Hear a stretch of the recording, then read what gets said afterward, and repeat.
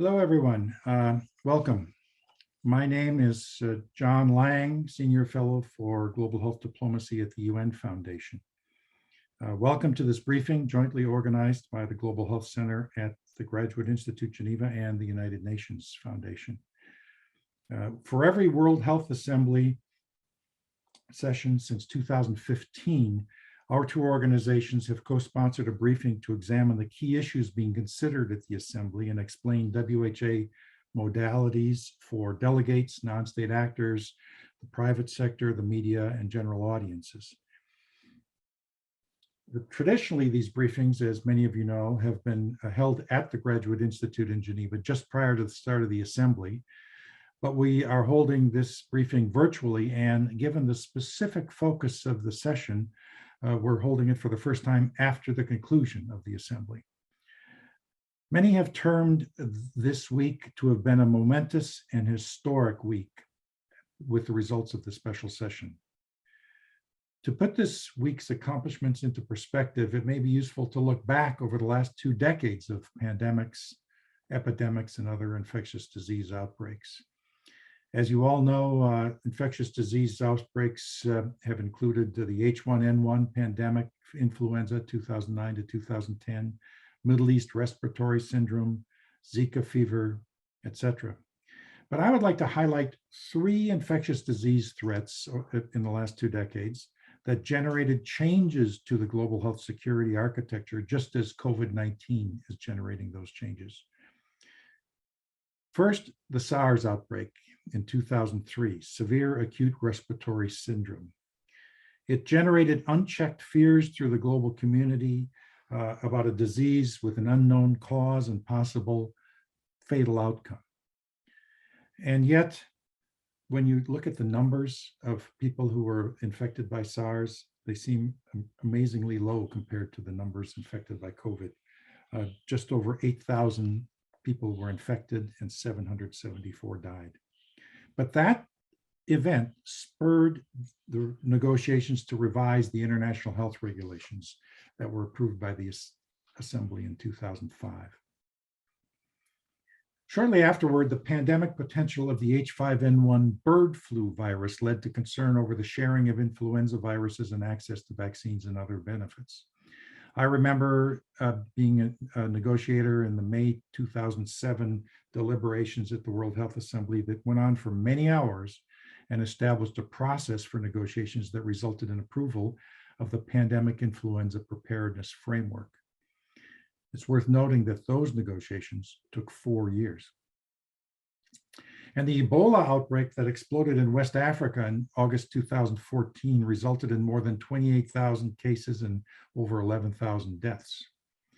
The WHO Secretariat and the Assembly responded by undertaking major reforms of WHO's emergency preparedness and response capabilities, reforms that proved essential in dealing with COVID-19. And yet it is clear from the global response to COVID that these developments, the IHR in 2005, the PIP framework in 2011, the creation of the WHO Health Emergencies Program in 2016, and various other actions, all have been insufficient. The world needs to have well-functioning and well-funded systems in place to prevent, detect, and respond to emerging infectious disease threats in a coordinated, rules-based, global, and equitable approach. Much more needs to be done to reach that goal, and WHO will be central to that effort. In today's briefing about the modalities of the special session and about the issues that arose, we will hear from former WHO legal counsel Gianluca Bersi, and then hear from member state negotiators who were key to the success of the Assembly. Then we'll hear from several high-level panelists with great expertise.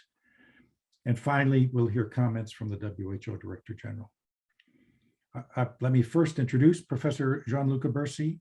He's spoken to us in person in the past. At this point, he is traveling on business and therefore has pre-recorded his remarks. Gianluca.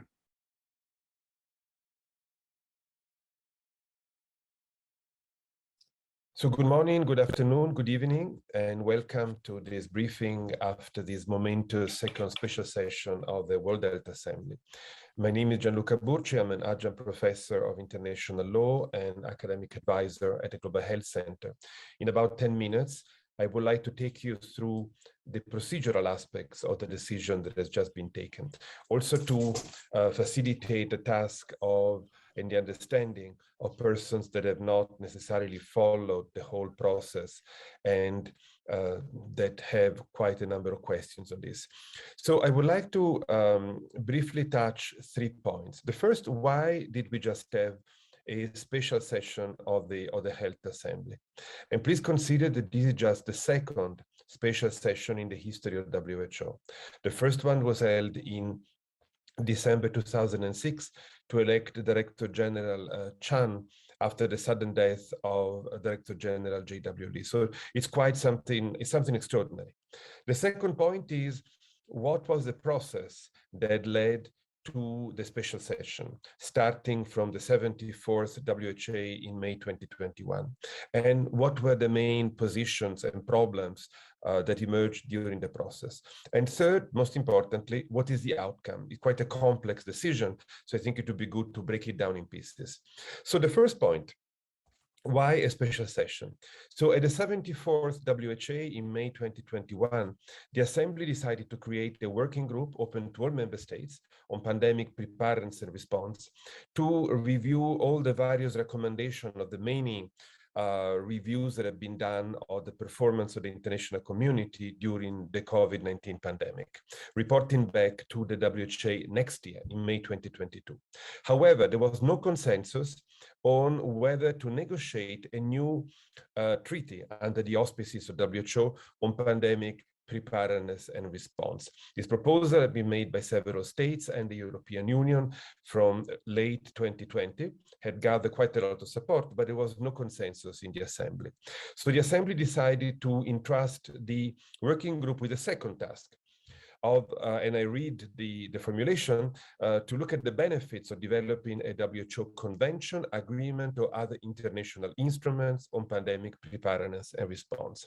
So not just a treaty, but quite an open terminology that left the ground open to look at different kinds of instruments. And if you look at the WHO Constitution, you have 3 main normative instruments: conventions and international agreements under Article 19, regulations under Article 21, and recommendations under Article 23. So the possibilities were still open.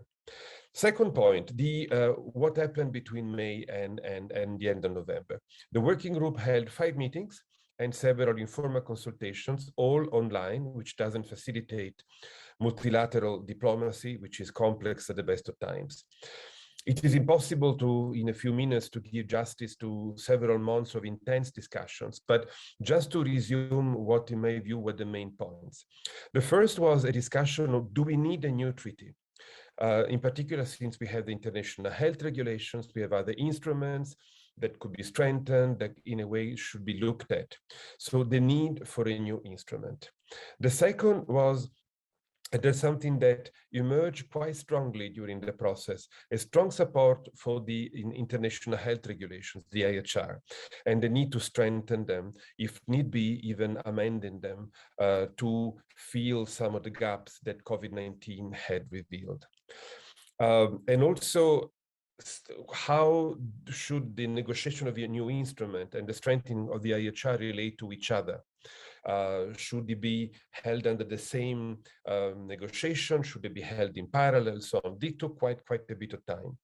The third was timing. Do we need it now? Do we need to rush? And what is a reasonable time to conclude negotiations and envisage a new instrument? The fourth was a forum. Is WHO the right forum? Because the proposal was so many and so broad and wide that some countries said WHO in the end has a limited mandate. Is that the right forum? So it's fair to say that the process did not focus in depth on matters of substance, but substance inevitably came up. And in my view, the main points that were put on the table that inevitably will be discussed in the process that has just been started. First, the overarching problem of equity and in particular, equitable access to medical countermeasures, vaccine, diagnostic therapeutics, protective equipment, and so on, with all the panoply of issues that this principle brings with it. The second is One Health. COVID and so many other diseases are of animal origins. We have a big problem in protecting ourselves from zoonosis. The third was sharing. Dr. Tedros very cogently said, this treaty should be about sharing information, sharing alert, sharing pathogen, sharing benefits. And the fourth, accountability and enforcement, having a system where states do not only commit themselves, but are prepared to expose themselves to international scrutiny. So these were, in extreme synthesis, some of the issues that were discussed during the process. Now, what is the WHA decision about? The decision was taken by consensus and was co-sponsored by a very high number of states. I think something like between 110 and 120, which is unusual for a WHO resolution or decision. So these are, in my view, the main points. First of all, the Assembly establishes a new intergovernmental negotiating body with a clear mandate to negotiate a new instrument, and report back, hopefully with the final text of an instrument ready to be adopted, to the Health Assembly in 2024. The second, there's still remaining uncertainties on the legal nature of these instruments. So consensus were very close, but not yet there. And so the decision, the resolution, I'm sorry, uses the same terminology that I mentioned before on the from the decision of the Health Assembly in May 2021. But there is a reference to Article 19 of the Constitution, which is the article that enables the Health Assembly to adopt treaties. So there is a sense of direction. The third is that it is quite a complex, elaborate and staggered process that will unfold between March and August 2022. And that, I think, in good part is to build confidence and to enable states really to buy in the process and its implications. So there will be a first meeting of this INB, Intergovernmental Negotiating Body, that will elect its bureau by March 2022. But then these INB will develop a process without meeting a second time until the end of July, beginning of August, to identify building blocks of an instrument. What should be the content? And on this basis, to start drafting a zero draft. You need to start from somewhere to negotiate a treaty. What we call zero draft should be elaborated between March and August. And very importantly, at the second meeting of the INB at the beginning of August, there should be a final decision on the legal nature of this instrument. Are we talking about a treaty? Are we talking about a new regulation? Are we talking about a recommendation? And then, I'm sorry, the INB will continue from there. The last point is what happens to the IHR. As I recall, there was a proposal to have both the negotiation of a new instrument and strengthening of the IHR dealt with under the same institutional roof, basically dealt by the INB. But in the end, the Assembly decided to keep the IHR under the mandate of the existing working group. So the existing working group will look at the broad spectrum of recommendation, including the strengthening of the IHR. So it will be two parallel processes with different timelines. And the challenge will be, I think, to somehow coordinate and reconcile them, because there is an obvious complementarity between a future treaty or other instruments and the IHR. So this is, in summary, what I wanted to say. Dr. Tedros, at the end of the WHA, used a very, very cogent graphic expression. This is the end of the beginning. And so this is the beginning of a very important and certainly challenging process that will require a lot of creativity, a lot of political leadership and compromise. And I also hope a lot of commitment and engagement by the academic community to support the process and to help states think through what can be the best outcome of such an important negotiation. Many thanks and goodbye, and enjoy the rest of this briefing. Thank you. So good morning. Thank you, Gianluca. My name is Kate Dodson. I'm Vice President for Global Health at the United Nations Foundation. It's a real honor to be with you all this morning and to be the moderator for this upcoming segment, where we'll feature several members of the Bureau for the Working Group on Strengthening WHO Preparedness in Response to Health Emergencies, or the WGPR for short. This group has been working for nearly 6 months to engage member states in dialogue in preparation for the special session that just concluded, and their work will continue on a wider range of fronts, even while an INB, as Gianluca noted, gets set up and underway. I have 3 Bureau members with me this morning. We're going to have brief comments from each of them to just lay out the process to date. And then we're hoping for about 10 minutes for rapid fire Q&A. So please do get your questions going using the chat function that's usually at the bottom, the Q&A function that's usually at the bottom of your screen. With us this morning are Ambassador Grata Werdenengatas, the co-chair of the WGPR and the Chargé d'Affaires from the Permanent Mission of the Republic of Indonesia to the United Nations and other international organizations in Geneva. Also, Colin McIff, co-chair also of the WGPR and Deputy Director of the Office of Global Affairs at the US Department of Health and Human Services. Also, Dr. Malebongo Kababonye, the Vice Chair of the WGPR and the Director of Health Services at Botswana's Ministry of Health and Wellness. I'm going to ask each of our WGPR colleagues to give us a quick framing on the work of the working group, and then, as I mentioned, we'll open the floor to questions. First, I'm going to turn to Colin. Colin, could you please share an overview of the mandate of the WGPR and its overall task? Thank you so much, Kate. And it's really great to be here with everyone today, especially to celebrate what I agree with Gianluca is very much a historic week for the WHO and for global health, and hopefully for all of our communities around the world in terms of fighting infectious diseases like COVID-19 going forward. So Gianluca actually did cover quite a bit about the WGPR and how we were formed. Just to kind of cover a few more aspects of that in my time, I think, in many ways, our working group is a traditional intergovernmental working group of WHO. And what that means often or typically is that it'll be open to all member states. In any meeting that takes place, all member states are invited and encouraged to participate. Formal meetings, when they're held in person, WHO provides support for least developed countries to ensure as much participation as possible. And in terms of a bureau, it's usually made up of 6 members, 1 from each of the WHO geographic regions. And from that bureau, there's often co-chairs that are selected. And I think in our case, as Kate has mentioned, Ambassador Grata from Indonesia and myself, we were elected as co-chairs of the group.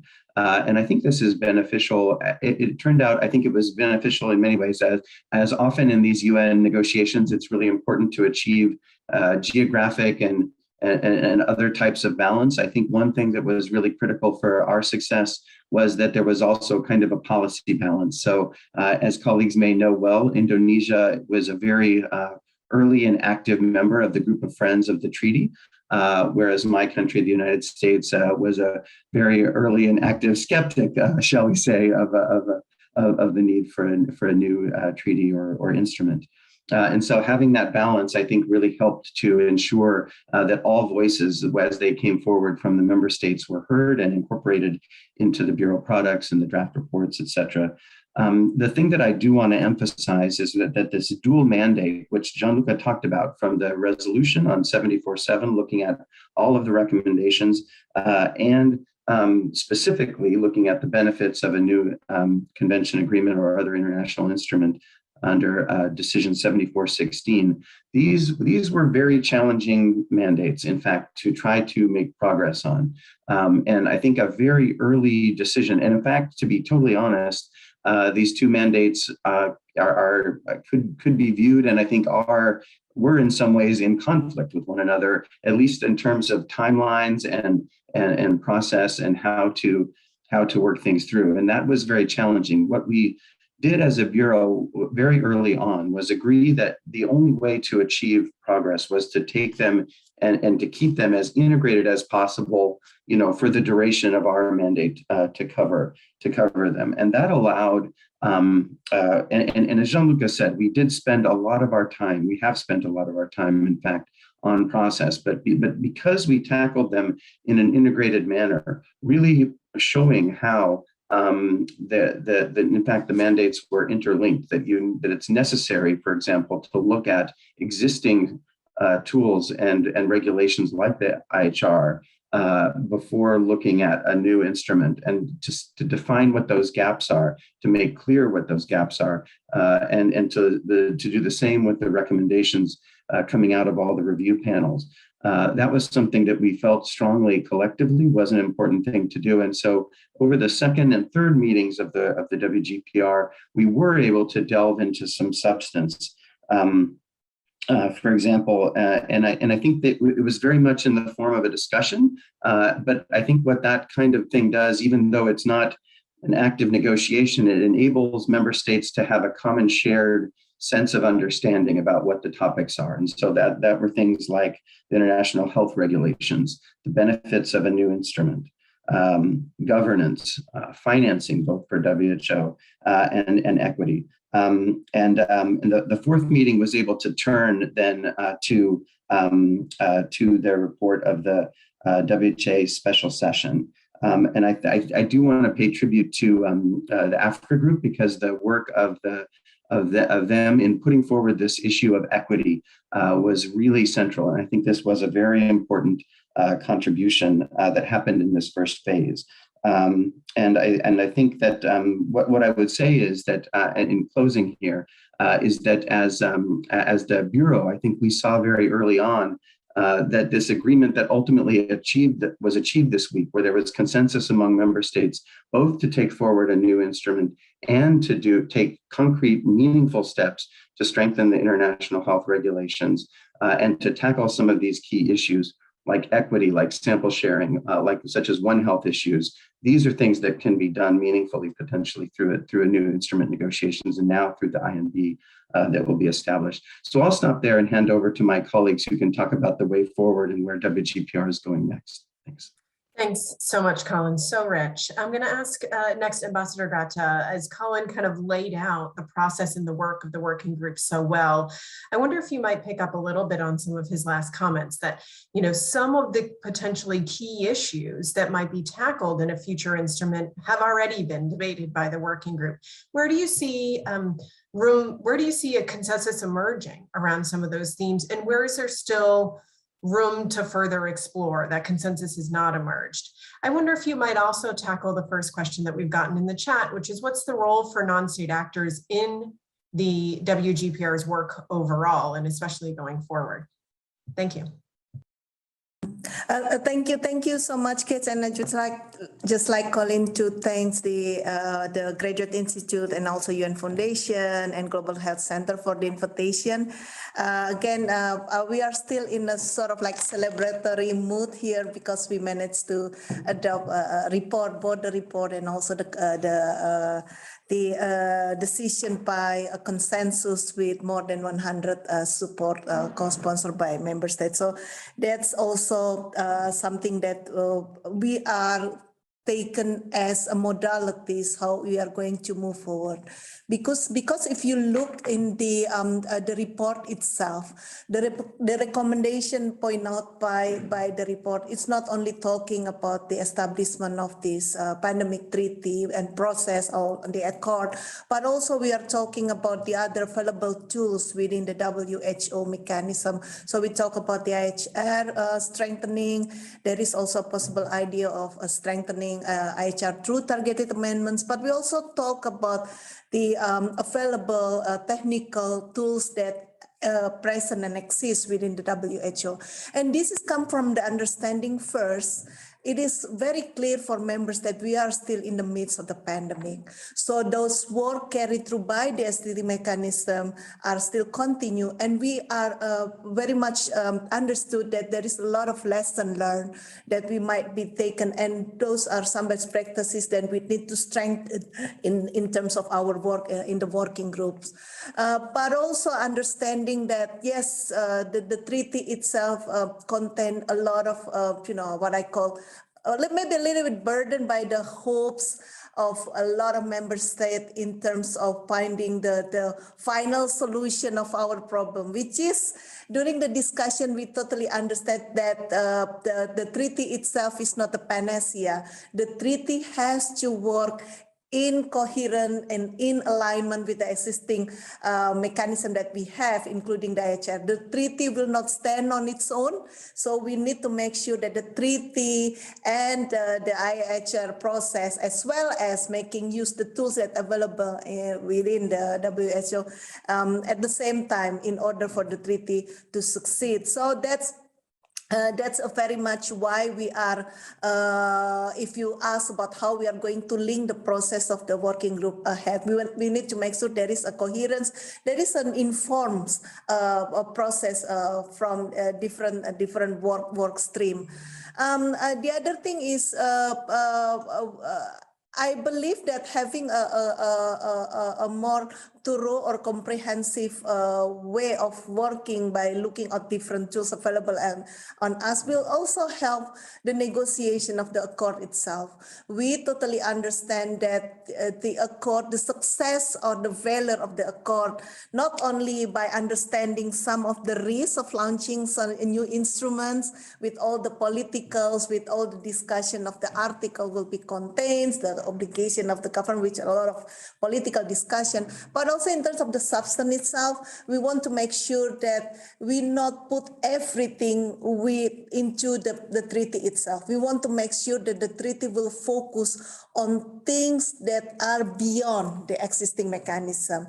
So we do not want to burden the treaty. We want to make sure to be successful, the discussion, the negotiation of the treaty must be focused on things that cannot be achieved by the existing mechanism.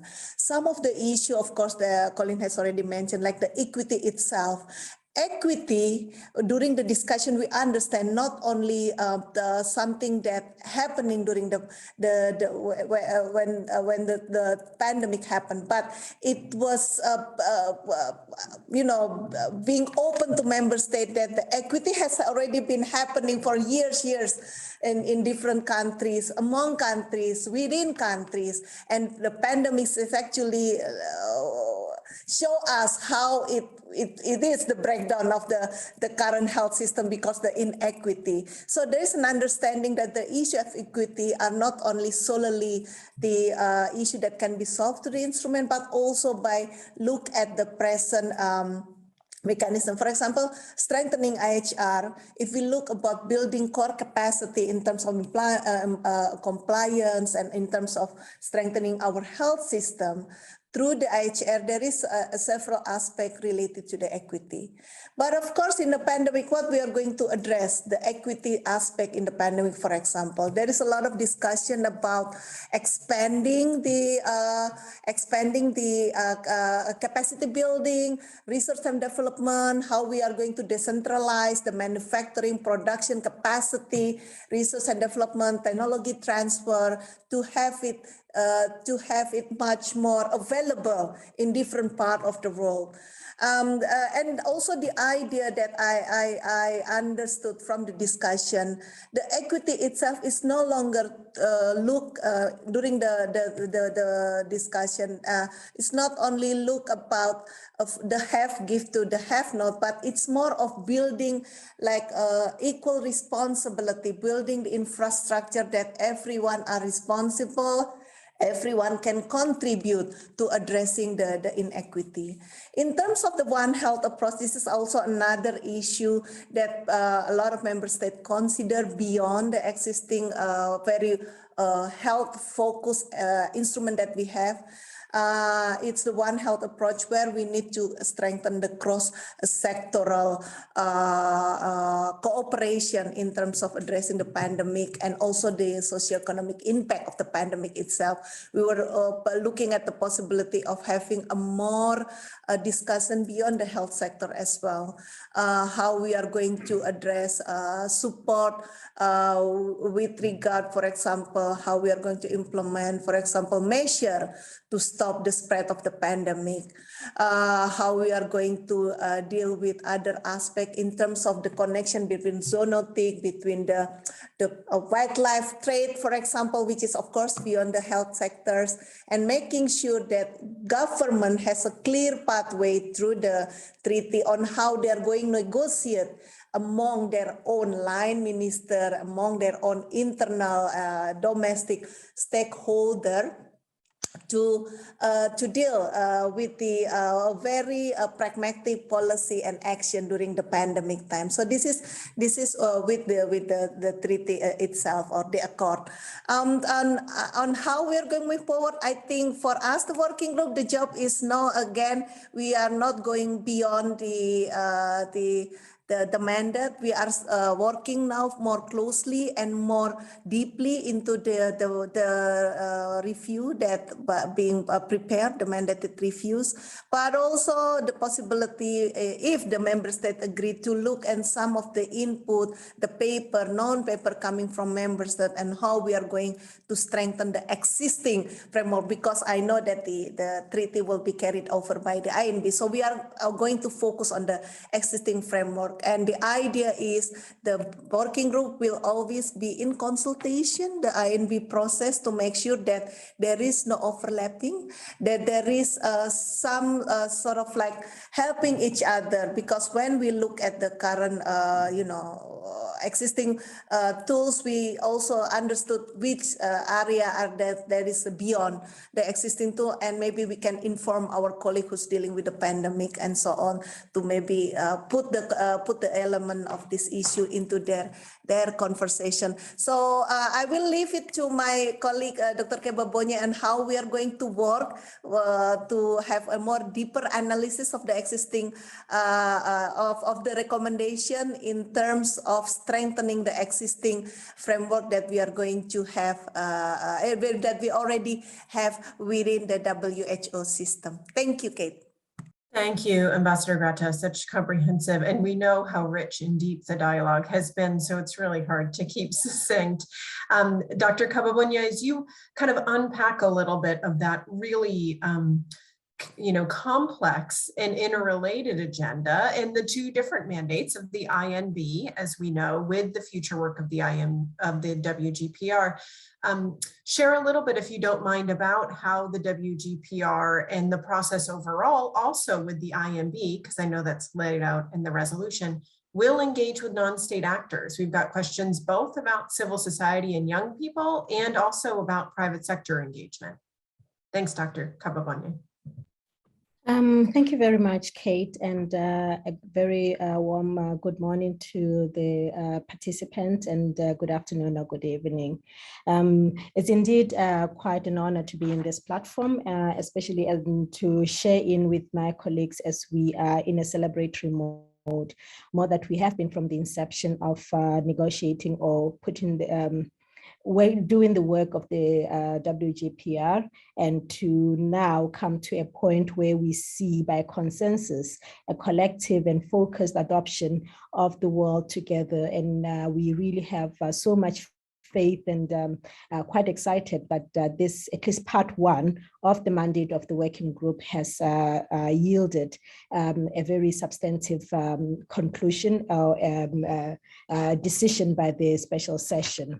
And to address on the question that you have asked, to say, to elaborate on the two mandates, and to say that it's indeed, as already stated by Colin, that our mandate, both the decision 7416 and the resolution of 74.7, we did see them as interconnected and interrelated, while the other one was seeking or looked at evaluating the benefits of a new instrument, the other mandate looked into the substantive of what then will advise on such an instrument.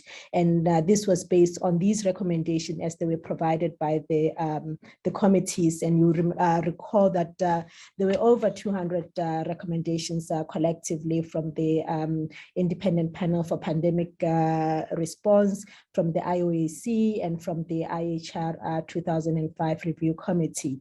And if you look at those recommendations, they provided member state with an opportunity to look at what one could say the lessons learned and some of the loopholes that we were experiencing in trying to respond to the COVID-19.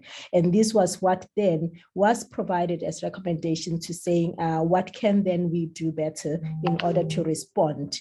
So in going forward, I would say that in looking at the future of our work, and to also even reiterate that in the discussions, it was quite humbling because member state maintained, at least in principle, two important areas. And one being that member state maintained and are quite confident of the role WHO has or can play in terms of the global health matter and the need for WHO to be strengthened to be able to deliver such a mandate. Secondly, the member states were also in agreement in principle of the role and the benefits that over the years we have enjoyed of the IHR being in practice. And the member states do also acknowledge that the IHR in practice, its scope is or was meant for the pandemics then, and given the, I'll say the epidemiological landscape, the change in the epidemiological landscape, emerging new diseases, and the complexities that we are seeing globally, we do acknowledge that some of the elements that are now becoming to play are beyond the scope of IHR 2005. And I take it that this is what led, and the discussion is what led to by consensus, the decision as tabled to the World Health Assembly, where through the decision, the member states are quite confident or we're in agreement in principle that the world can benefit not only from just looking at the new instrument, but further on looking on avenues of strengthening the implementation and compliance of the IHR 2005. This was in cognizant of the fact that as we are debating the new instrument, we are still in the middle of a pandemic, and we are in the middle of a pandemic at different magnitude. Many countries are actually experiencing this pandemic at a different magnitude. So going forward, the working group, you also recall that the mandate of the working group continues until June. This year, I mean 2022, sorry to say this year. The mandate of the working group continues until May, June 2022. And as such, we have only delivered to one of the mandate that is inherent to the working group, and that was the decision 7416. The resolution 74 7 still stand, and this is the resolution that is expected that we provide a report to the executive board in January and to be tabled for decision making to the World Health Assembly of the 75th sitting. And in this resolution or for the mandate, the second mandate, the intention is to look at the recommendations that were provided by the committees and to establish from there or to make pronouncement, the priority areas that needs to be attended to, and provide mechanism of attending to such recommendation or the how. You will also maybe to just state that at the early stage of the work of the working group did develop the dashboard, and that dashboard is where we deposited all the recommendations that have were mandated to, and more. We even deposited some of the recommendations and from the non-state actors, and this is to show that as a working group, we have been following the principles of WHO. We are accommodative of the discussions by the non-state actors to know what they have or their views and opinions opinions. And this is why even during the informal sessions, there was an element where we listened to them to carry forth on their views and opinions. So from this dashboard that we have, the dashboard allowed the member state to be able to conduct their own individual meta-analysis onto the recommendations, to be able to prioritize them and rank them, and to be able to go deeper onto the mechanisms of implementation of such recommendations. Many of the recommendations did not provide the how or how such will be implemented, but this is the moment where, or even the timeline of implementation. So now they're going forward, this is what we are requesting of the member state. And following this now, we are going into a stage where we have launched in a survey, and this survey is to enable the member state to give us a fair opinion and fair views of how they are ranking the resolutions and how the modalities of implementation for this survey, for these resolutions. And this is the what will add to the report that shall be submitted to the World Health Assembly through the Executive Board. We acknowledge that some of these recommendations, as already stated by my colleagues, some of them can be implemented through the WHO normative processes, and there was a report that we have shown that some have since actually kicked in. We also acknowledge that some may require that as member state we make a certain commitment, and some implementation may be required at national levels or subnational levels, as much as some may be required to be implemented at the WHO Secretariat level. So I'll say in conclusion, going forward, what we see is that as Ambassador Grata has already seen, we are praying for such a coherent working relationship between the working group and the INB. And as stated within the decision point, it is stated within the decision point that the work of the INB will be informed by the work of the working group. So the report that will then be collected by the working group is very critical and important, that will inform then the work going forward of the INB, and that will provide the basis of the set of the new treaty. So thank you very much, Kate. Thank you, Dr. Kababonye. So useful, so helpful. I know we have many questions still in the chat, many of which I think can be potentially answered by our next panel. And because one of the takeaways that I hear from both you and Dr. and Ambassador Grata is that a lot of the questions around the content and how future instruments will deal with the content, One Health dimension, zootonic spillover, there were questions around, IP issues given, in the question asker's tone that WTO is not doing its job.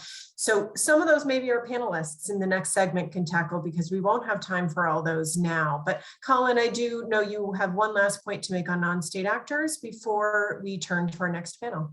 Thanks, Kate, and thanks to my colleagues for their overviews as well. Just very briefly, because I saw this question come up a number of times in the chat.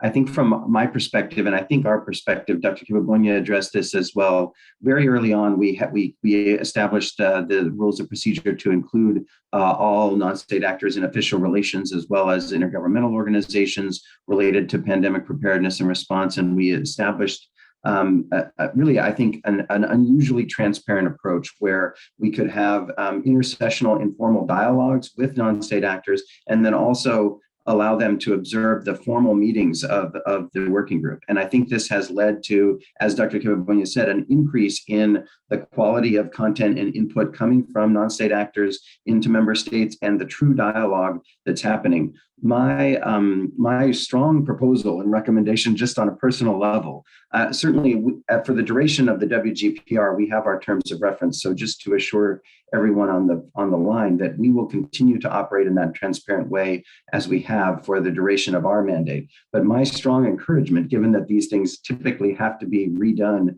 with each new body like this, my strong encouragement would be that the INB as well actually take this same transparent and inclusive approach. As many member states, and Dr. Tedros said, it's a whole of government, whole of society approach that we're looking for here. And I think for the new instrument to be successful, as well as these other strengthening measures, it really does require that active engagement of all parts of all of our societies. So thanks, Kate. Appreciate the extra time. Thank you. Sure, Colin. And I know that's a good note to end our session on. I know many of us observed in the resolution that the IMB should be consulting with non-state actors. So it's up to those who are non-state actors to hold member states to account for that commitment.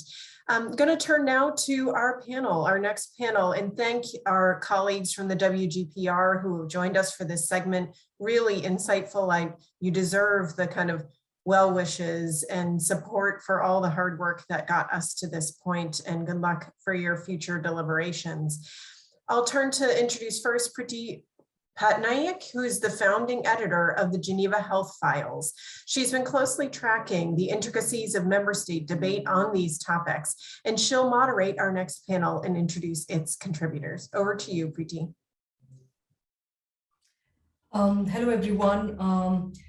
Great to be here to facilitate this important conversation. As a journalist, it has been a fascinating experience to report on the changing contours and dynamics of these negotiations. So it's my sheer privilege to moderate this discussion. Our panelists will help us understand the significance of the decision at the special session, what this means for the future of global health governance, the architecture and the health security ecosystem. But they'll also help us understand some of the more immediate consequences of these discussions, of this decision, and also the potentially long-term implications that awaits us. Specifically, we want to know more on the nature, scope, and the feasibility of these discussions. So in terms of structure, we will first begin with a set of questions for our panelists and then take some questions from the floor.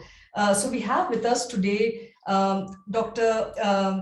Elhaj Asi, co-chair of the Global Preparedness Monitoring Board, Ilona Kekpush, founder and chair of the International Advisory Board Global Health Center at the Graduate Institute, Ms. Priti Sudan, member of the Independent Panel for Pandemic Preparedness and Response. I would also, of course, invite panelists to sort of jump in and follow up on each other's remarks and comments. My first question will be for Mr. Asi. There have been plenty of recommendations and calls for urgency from the various panels, including those you have presided on, including the GPMB, and many suggestions that have emerged at multilateral forums on strengthening collective capacities for preparedness and response. How would you rate the special session? Did it change the dialogue? Was it more of the same? Did the outcome meet your expectations?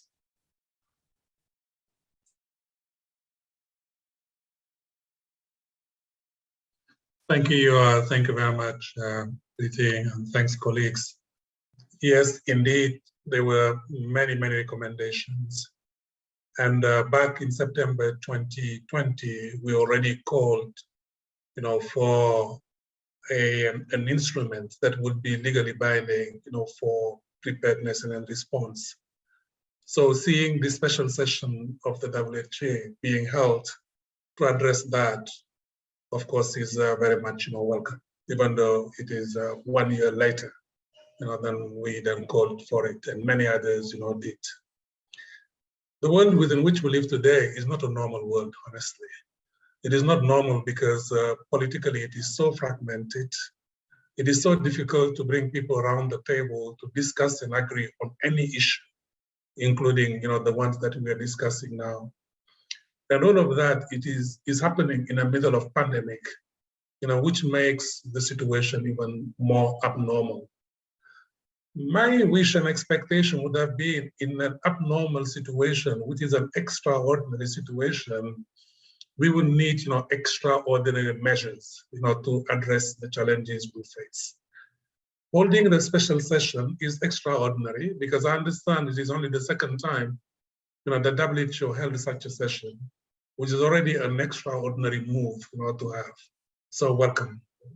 And having also member states around the table discussing these issues, even though a priori they may not have, the same views, it's a good first step. So we are bringing them around the table. We need to talk to each other. We need to dialogue. We need a multilateral platform to do that. And if it is about global health, and having that multilateral platform in WHO, I think is a good thing. Processes are as important as substance, as we often say, and agree on a process is a very good thing. I hope we will not, languish in the process too long and then go very quickly and then moving forward, in the substance. So I join those who celebrate, after this, but I'm also celebrating very cautiously, honestly. So I don't see the sense of urgency, that is required, that will address this pandemic, which is revealing so many of the dysfunctionalities, that we are experiencing, today. The timetable, the timeline is talking about months, and years, to come to any conclusion, to put something, for agreement. It will be too late for too many. And all the issues, that they are touching on, I think would have called for more urgency, in my view. The inequities, that we are experiencing nowadays, this is not theoretical. This is simply unacceptable.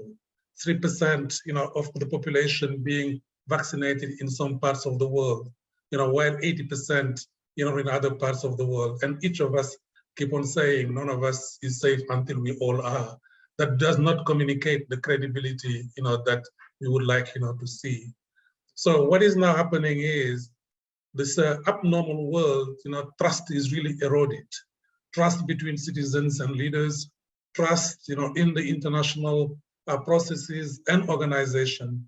And that trust must be rebuilt. It must be rebuilt very quickly. In order to do so, then we need also to be more accountable. So I hope there are a number of things here that were already transpiring in our calls in the GPMB that will be taken into account. First, let's be bold. Let's be ambitious. We all applaud the consensus building and the way that we are working on a consensus. We hope that consensus will not dilute, the whole discussion, to the bare minimum that we can agree on. So we can trust on those that are around the table to do so. We must address equity. Everybody says, let's make sure that the instruments we have work, and we agree with that. But also let's address all the other issues that the other instruments do not address, and equity, is one of them. Let's be also inclusive. Just from the last panel, we're talking about engagement of communities, engagement of civil society, engagement of academia, and the engagement of private sector. All of this is so important. We said it so many times.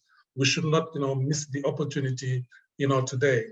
Well, it doesn't matter at the end of the day, it does matter. But frankly, the issue is not it is a legally binding, document, or not. The basis of that is a political will. The basis of that, is an engagement, and a trust, to build. The basis of that is accountability. How legally binding an instrumental document is will be pretty much, depending on that. The words of bona fide, being in good standing, all of that, would be, very much, in line with what we expect. And we hope that the first step has started, for a journey. And we hope that journey will not be too long, until we get, to the resolution. Let me stop here. And then here, if we will have, some more questions to dive deeper in. Over to you, Preeti. Sure. Thanks so much for that.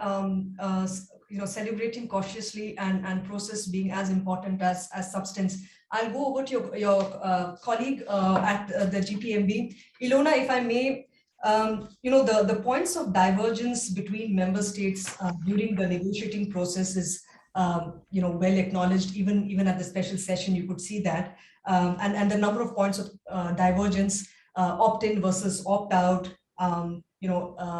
strengthening IHRs versus, putting all the push on the new treaty, Nagoya Protocol vis-a-vis the new instrument, and so on. What do you think will be, the path for overcoming some of these points of divergence? Because clearly, member states are divided pretty seriously on these issues. Well, thank you, Preeti. And first of all, I think we need to acknowledge these differences still exist. They are partly quite legitimate differences, real concerns that people have On the other hand, there are really political differences that exist.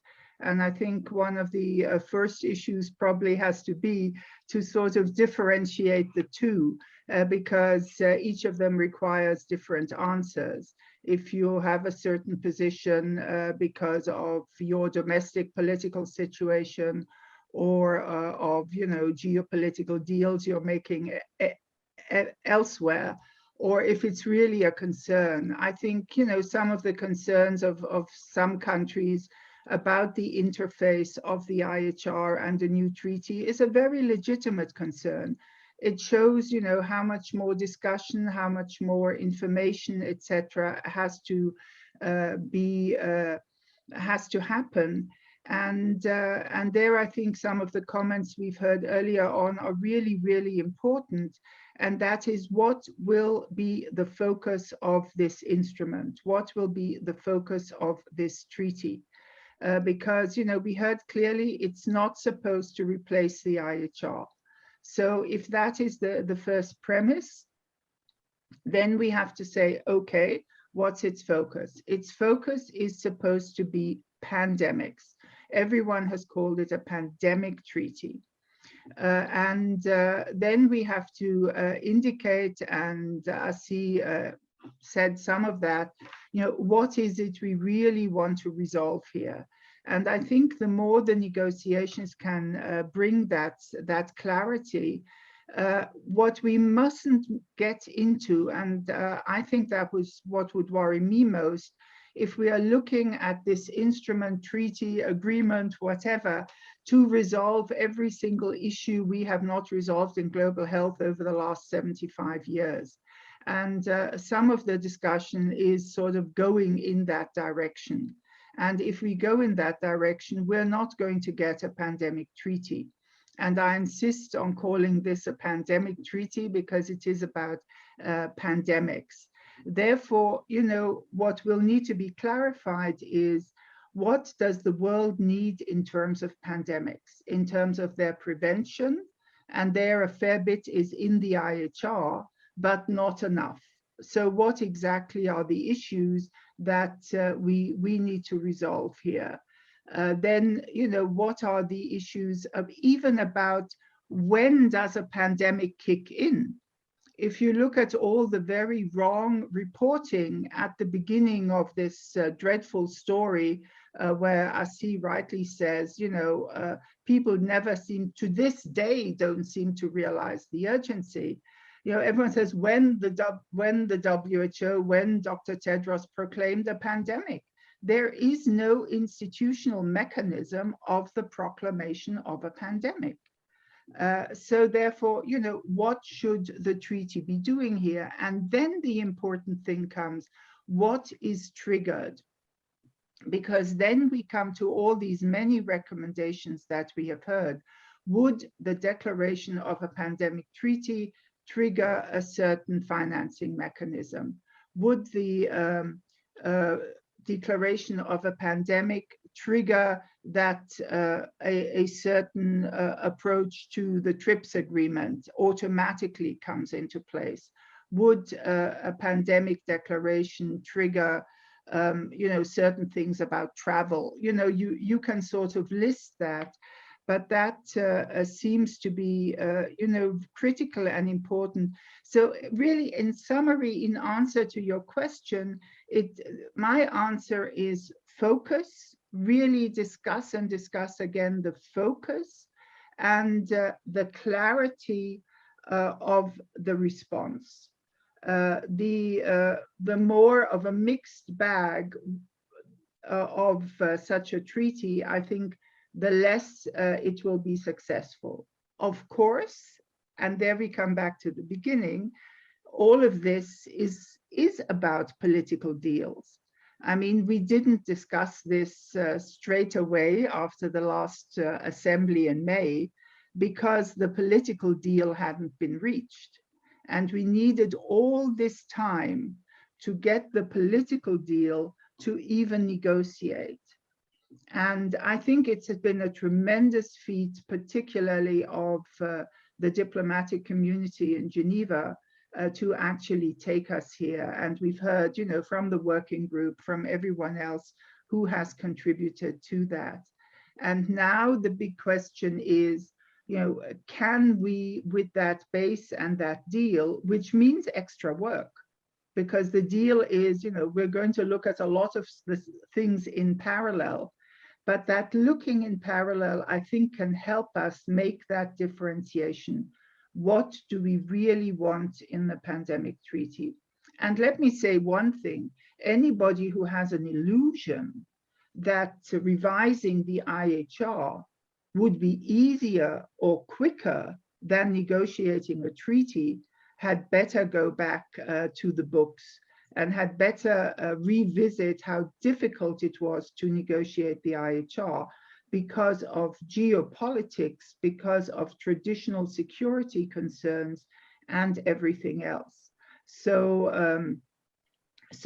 that's not going to help us either to say, oh, let's throw a few more things into the IHR and then it will be resolved. The IHR is incredibly valuable. We've got to get the money to implement it. And again, that's separate from negotiating a pandemic treaty.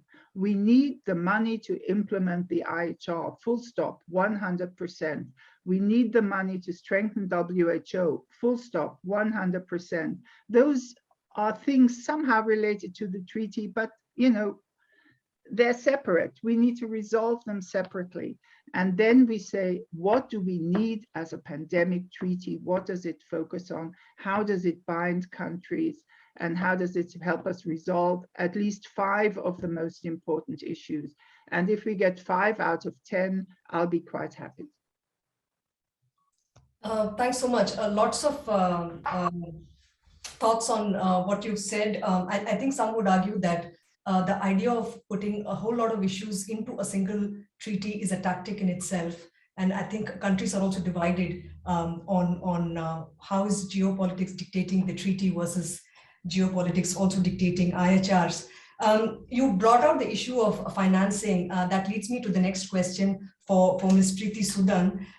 You were part of the panel, the independent panel, and the panel recommended both negotiation of a new instrument and also the fact that there should be higher assist contributions in order to strengthen WHO.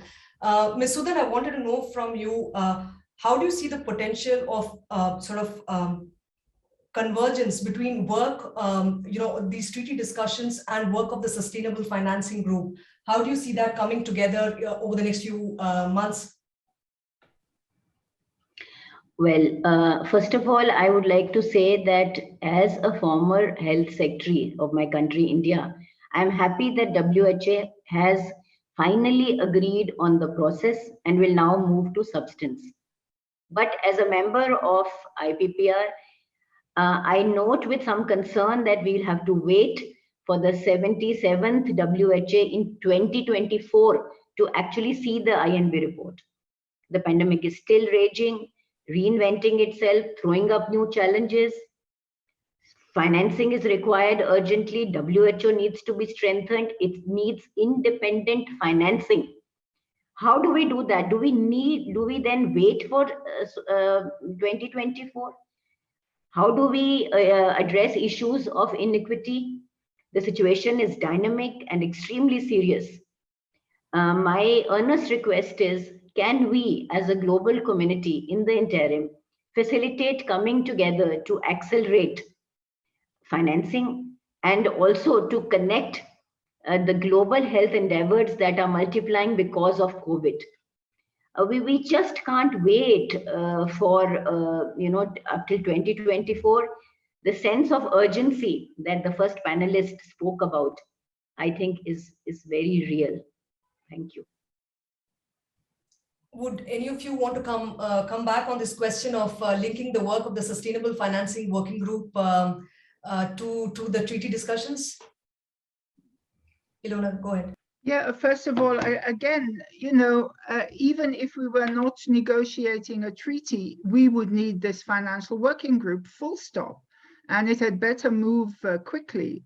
And, it's been very, very disappointing that the work at the G7 and G20 has not gone forward along the lines that we had hoped to get more structure and more commitment to some kind of financing mechanism. I'll just be, vague at this point.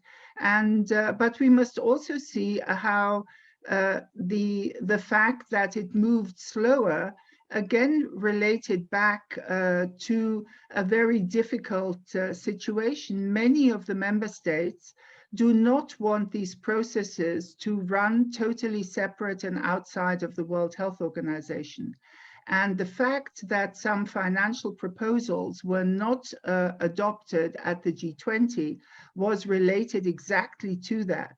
To say, if you want to create that, involve WHO in the situation, in the process, and therefore the working group was sort of put to WHO. Of course, we're losing time, but I think that is a critical message to many of the people and bodies and countries and whoever else constantly making suggestions, is to say, whatever suggestions you make, bind them in one way or the other to a system that exists. Because we have so much fragmentation in global health, to think, and it's, I've been in this business since the Ebola evaluation, and everybody that comes together to evaluate something thinks they need to come up with a new mechanism in order to be considered an important organization. And that applies, to everyone and sundry, except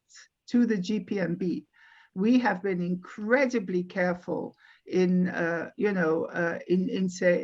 trying to construct something new. So I think the financial issue is absolutely burning.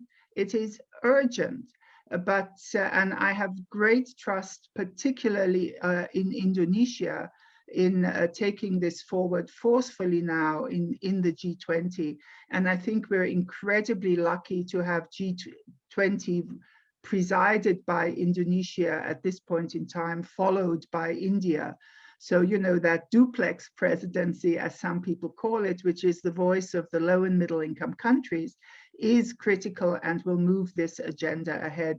But particularly these countries will not put this discussion totally outside of the World Health Organization. And I think that's important. I just would like to add to that also we have hope and trust in the US and Norway, for these financial intermediary funds, that they were leading. And so we hope, that work, will continue. And we really hope that the discussions and the negotiations in the treaty will not put that in the margin, and we don't wait, until the final outcome, of the treaty, to get, the results there. So I see Colin there nodding, and I really would like also to build on, your goodwill and your leadership. So in that regard, so that we see that happening. Yeah, but if I can say something there, be a bit more diplomatic about it. You make a really good proposal, and who do you have make it? Larry Summers? Come on. We're in a period of decolonizing global health. And, and then you create another type of coalition to put forward such proposals. And it's such a pity if a really good proposal doesn't move forward because you actually have the wrong people, if I can call it that, presenting it. So, there are a lot of things that in this period of global health where power is shifting, where one has to acknowledge that shift in power and include those other countries and those other voices and fantastic economists that are out there in Africa, in India, and wherever else. Thank you.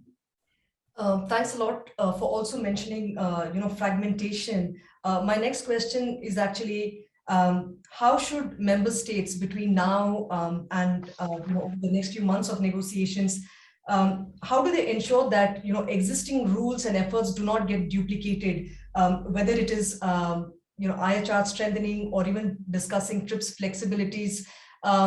In the context of a new agreement, maybe Mr. Asi, you could come in a way that everything fits together well, but there is not a lot of duplication in efforts. Well, some things, will have to run in parallel, because of the different dynamics that have already started already. So we should not, put them on hold for the sake of, coherence or bringing them together. So we would lose momentum and we would lose, time. I think the momentum which is created now by COVID, by Omicron, and then by the special session, this momentum should be reflected in all those other processes and dynamics, and then communicate the sense of urgency. At the end of the day, there are exactly the same countries, exactly the same member states who are sitting around those different tables. Those are not, different countries. They're exactly the same one, and sometimes the same people, even that, have to do that. So that's where really we would like to see strong leadership be exercised and accountability, be shown. Because frankly, I think what we really have not really taken into account fully is the degree of impatience, that is really out there growing among citizens and then in communities. And that is translating into anger, and that is translating into mistrust. And then we should not let that continue, because then we will not only have a health problem or a pandemic to deal with, but a much bigger societal and political issue that will be threatening, all our efforts, that we're undertaking together. I think I agree to that. Also, because you see, the more we meet, the more we discuss, hopefully, the sooner we will decide. So let the processes run parallelly. I would also like to emphasize that. Right. I actually had a question for you, Ms. Sudan. Even as these discussions go on in Geneva, within the working group, within the intergovernmental negotiating body and so on, what do you think are the other measures that member states can take in order to sort of come together for a more coherent pandemic response? You've worked as a bureaucrat with the government of India. It will be helpful to know your perspective on this.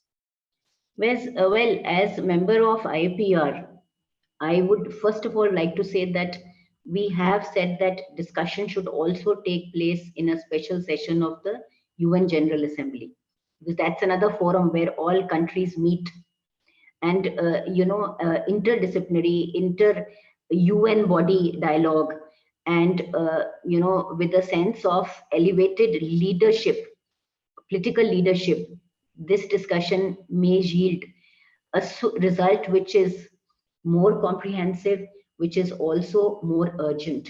So that's another forum which I think needs exploration as per the report also. And as a bureaucrat, I would like to say that, well, WHO's system is very, very important to the country. We have looked up to it, but it needs an overall, it needs strengthening, it needs financing, it needs to work with more technological inputs, so with more digital health inputs, I would say. So therefore it's a very comprehensive, very complex solution that we all are wanting, and I hope it comes.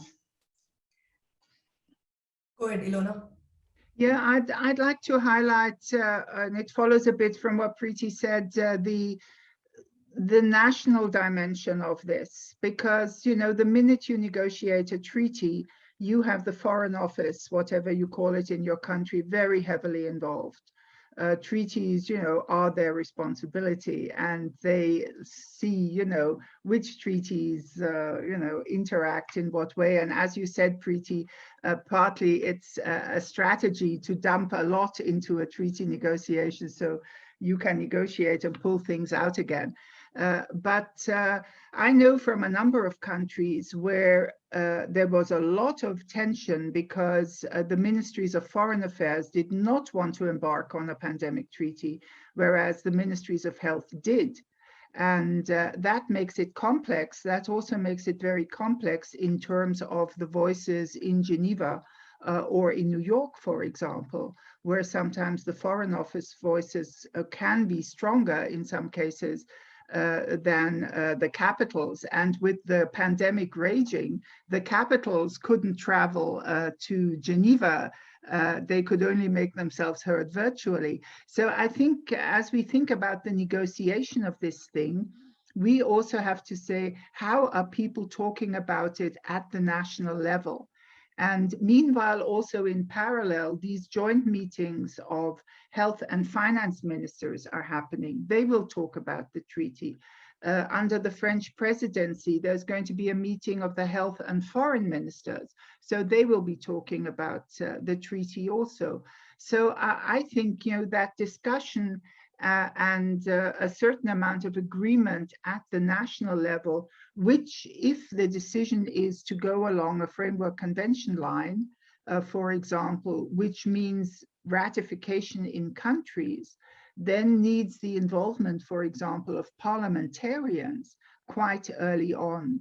So as Asi has also said, process is an important part of this whole game. And we have to look at negotiations between ministries and process at national level if we really want a treaty. And that's also where I think the civil society voice is so very important, particularly in the high income countries, where a lot of the people in the other ministries don't understand anything about global health and what the relevance of such a treaty would be, or don't understand the equity and the decolonization agenda and those kind of things. And that's where it is really important. Let's not, when we talk about civil society being involved, only think of being involved in Geneva, but really being involved at talking as a European at the EU level, being in Brussels, being involved in their countries, pushing Germany during its G7 presidency, etc., pushing the new German government on its position. Those kind of things are absolutely critical. Thank you so much for bringing these also dynamics unfolding in other forums and within countries also. The other follow-up question I had for you, Ilona, also was, we understand that there's a lot of impatience on the timeline for the intergovernmental negotiating body. So even as that process will continue through August, when we are expecting a first working draft, what do you think that the WGPR must do immediately? There is a certain kind of urgency to the situation. So what are the issues that a treaty will not address, but something that the working group should address when it reconvenes in the coming weeks and months? Well, there are definitely, a range of governance issues around the WHO. I mean, everybody talks about reform. There are the suggestions about the special group of the executive board, one of these trigger mechanisms, that would work so that member states are involved early on. And I do think personally that was probably one of the big gaps, that member states were involved so late once a FIC had been declared. So, there's a lot of political processes that member states should look at that have to happen within WHO. The other thing is, of course, and the discussions on financing are going to continue through this month, that definitely, various aspects of financing need to be taken up. And whatever one might say, if I look at the budget of the WHE, of the WHO emergency program, I mean, my hair stands on end every time that there's all these expectations and there is no funding. And so I think, there's a range of governance issues that need to be looked at carefully. And member states, I really hope the working group does that member states look in the mirror more. They just don't do enough of that. they do have suggestions, how should WHO reform itself? WHO is them. And therefore, to make some suggestions, how do we member states better govern our organization and how do we better contribute to it? And they can talk about that tomorrow. I think we'll have to close soon, but I just have one or two questions left. Mr. Asi, maybe you can share your thoughts on whether you think even outside of COVID-19, whether you think that member states are giving attention to the wider kinds of potential future threats. What is the kind of preparedness and resilience? What has COVID-19 sort of taught us, and has it tempered member states' preparedness and thinking on these issues? In our very first report of the GPMB, we criticized what we called a vicious circle of panic and neglect that member states and then the world community used to panic when they face a shock and a hazard, and then try to respond quickly. When they believe it subsides, go back to business as usual until the next time around. And when we intervene, most of the time, we do not invest in those communities so that they do not find themselves in the same level of vulnerability next time around a similar shock and hazard happen. COVID-19 really did not show us that. It revealed it, it exacerbated it, and reminding us of what we've been doing. So we hope that now this time will be different. And being different meaning to act early, to act fast, to act in an accountable manner, and also to deliver on the promises that are being made. And that also is valid for the discussion on the current treaty. Thank you so much for this really engaging conversation. We'll have to close soon. So as we can tell, many hard choices for governments as we head into hectic months and years of negotiation. Thanks so much for joining us. Thank you. Thank you. Thanks very much to all the panelists. We are now pleased to present recorded remarks from the Director General of the World Health Organization, Dr. Tedros.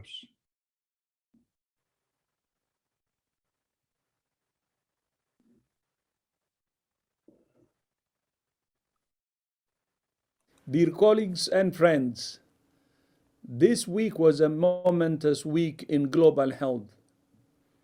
At a special session of the World Health Assembly, the nations of the world took a historic step forward by adopting a decision to negotiate a convention, agreement, or other international instrument on pandemic prevention, preparedness, and response. An intergovernmental body will draft and negotiate this new accord to be presented to the World Health Assembly in 2024 for possible adoption under the WHO Constitution. The COVID-19 pandemic has exposed serious weaknesses in the global health architecture. A convention, agreement, or other international instrument will not solve every problem, but it will provide the overarching framework to foster greater international cooperation. By strengthening the governance, financing, and systems and tools the world needs to prevent, prepare for, detect, and respond rapidly to epidemics and pandemics. We must also face the inescapable truth that to strengthen the architecture of global health security, we also need a stronger, empowered, and sustainably financed WHO at its center. In 2 weeks' time, the Working Group on Sustainable Financing will reconvene as it prepares to deliver its final report and recommendations to the Executive Board and next year's World Health Assembly. We still have a long road to travel, but as the African proverb goes, if you want to go fast, go alone. If you want to go far, go together. I thank you.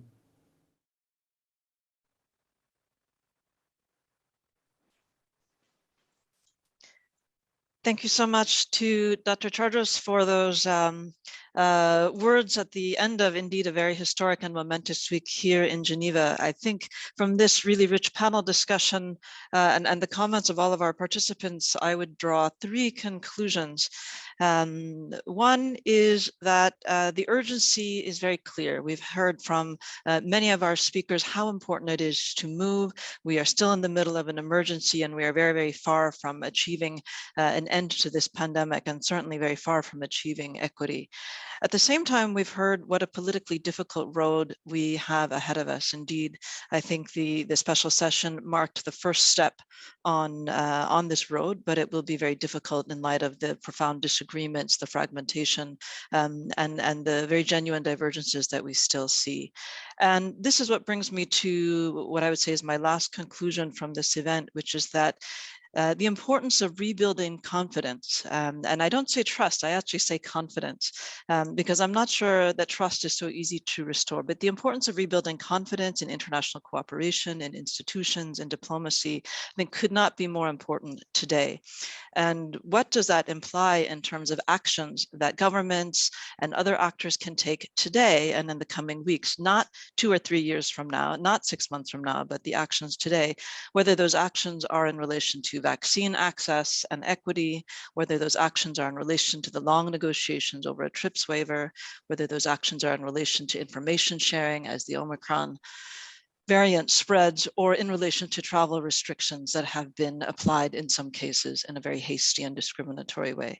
So much room to rebuild confidence today in order to make that long, difficult road towards the agreement on a new instrument a little bit smoother, a little bit more likely indeed to deliver the binding and powerful agreement that we all need to address future pandemics. With that, let me thank our speakers and moderators for sharing your wisdom, your knowledge, your insights. It's really been fantastic to reflect together with all of you at the end of this historic week. Let me thank our audience for your questions, your reflections, your challenges, and your critiques. We need to have a broad and open debate. We need to be able to disagree with each other as a global health community.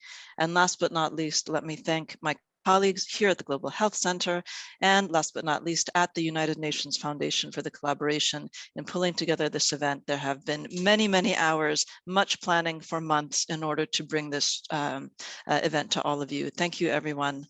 And for those of you who are keen on discussing further the issue of WHO financing, which has come up several times in today's discussion, we have very soon around the corner next Tuesday, an upcoming event with the chair of that working group, Bjorn Kummel, and plenty of time to engage directly with him. So we hope to see at least some of you next Tuesday at 4 o'clock Geneva time. Until then, from the Geneva International Health Platform here at the Global Health Center, signing off. Thank you, everybody.